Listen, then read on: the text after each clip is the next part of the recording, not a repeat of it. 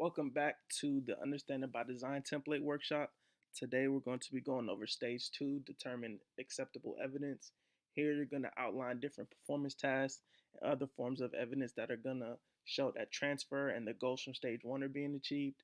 You're also going to have an opportunity to start to get an understanding and develop rubrics in order to grade these different tasks so that you and the learner both have an idea of how well they're performing and how well goals are being achieved. Here in the first part of stage 2, you're going to start to go over the performance tasks. So these are going to be different assessments, more complex assessments, not something as simple as a quiz or a test, where you give the students the opportunity to demonstrate to you how well transfer is actually being accomplished.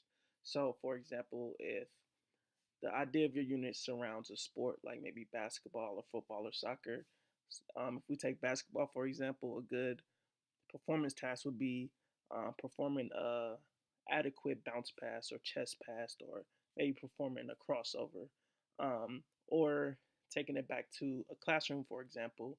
If you're learning about decimals and fractions, you would give them a situation where they're acting as a cashier during Black Friday, for example, and they will have to work with the fractions and decimals and different things that relate back to the topic to show how well they can work with the knowledge they've gained outside of simply learning and answering questions.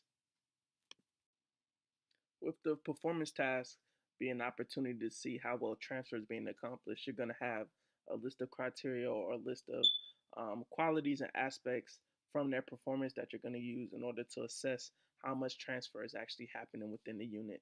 So here, you're going to develop a list of qualities that you're taking back from the task that directly relate back to the desired results. These desired results come from the meaning goals and transfer goals that you outline in stage 1. So as I mentioned in the first part of the workshop, consistency is very important with this document, and you want to make sure that throughout stage 2, you're referring everything back to not only the big idea, but those goals that you outlined in stage 1 as well. Here in the other evidence section, you're going to focus on some aspects of the unit that don't necessarily require such a complex task for them to show their knowledge. So here, for example, went back to the basketball situation.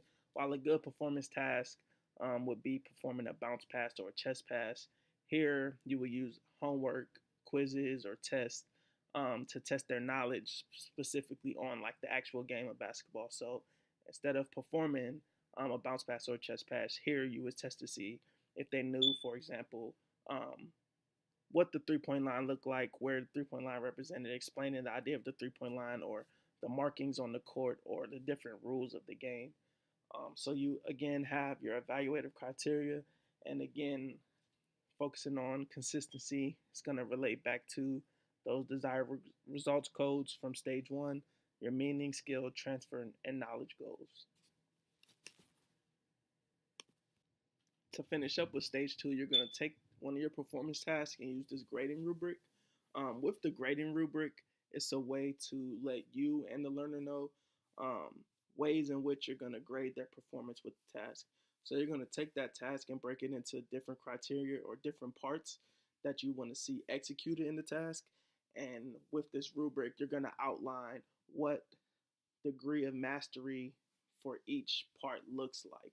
So you're going to give explicit details as to what you want to see and how well that performance is going to equal out to what different rating that they get within the rubric.